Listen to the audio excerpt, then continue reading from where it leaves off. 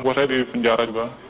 Yang masuk saya jamin kehidupannya, mereka pun saya kasih barang untuk ngedarin di dalam. Sampai saat ini masih. Jadi memang sengaja dimasukkan memang Dimasukkan untuk mengedarkan di dalam sel. Karena kebutuhan sel tuh banyak juga sama seperti kebutuhan di luar. berapa persen dari 100% penghuni lapas itu pakai narkoba? Hampir semua ya. Hampir 75%, 80% itu pemakai.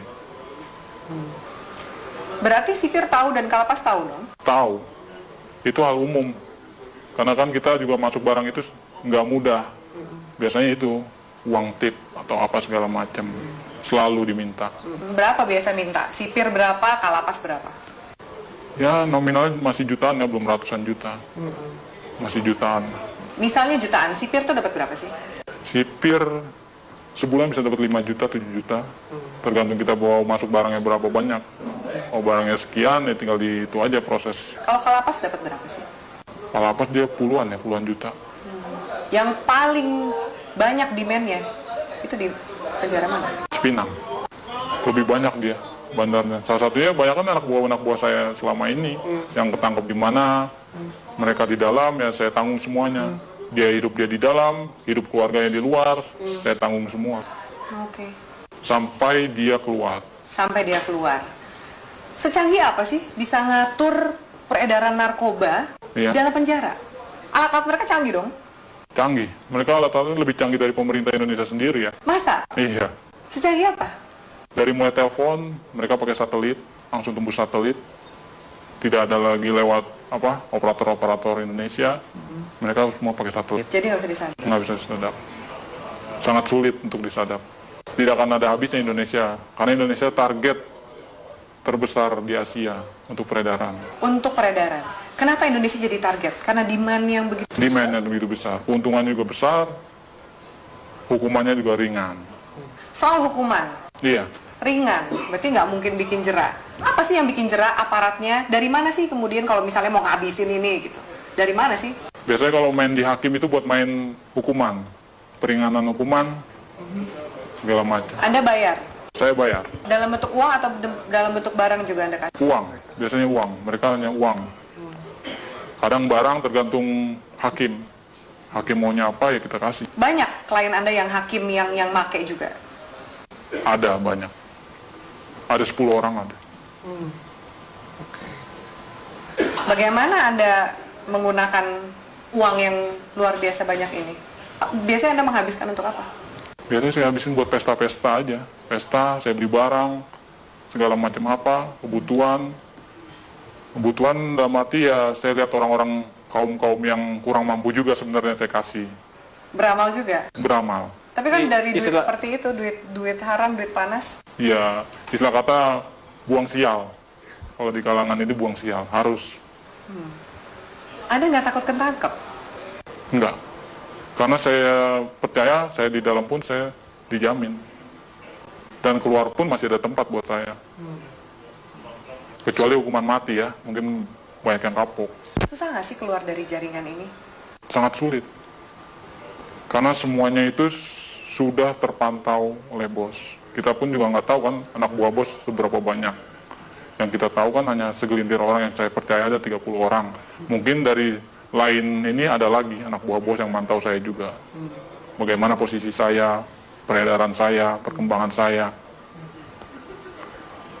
Oke. Dari Jakarta sendiri, selain 5 bos Anda ini, Ya, ada juga jaringan-jaringan yang lain? ada. Banyak. Di Jakarta aja ada sekitar 50 jaringan. Yang saya tahu 50 jaringan, mungkin lebih. Itu yang saya tahu. Jaringan ini lebih besar atau sama kuatnya dengan jaringan Anda? Macam-macam. Tergantung dari barang sih biasanya. Kalau barang kita bagus, banyak juga jaringan ngambil di kita juga. Makanya barang itu nggak pernah akan habis. Tidak akan pernah habis di Indonesia. Walaupun mereka menangkap, menyita segala macam berapa ribuan ton, ratusan kiloton, itu nggak akan pernah habis. Karena itu cuma sedikit, paling seujung jari ya, ujung jarinya dari total barang yang ada di Indonesia. Kalau BNN sendiri, gimana Anda sebagai bandar ngelihat BNN?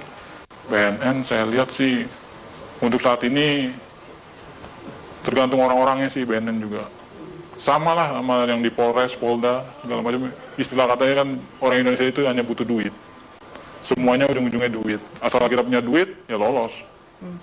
Sampai ke jaringan, kalau kepolisian juga Kepolisian udah hal umum.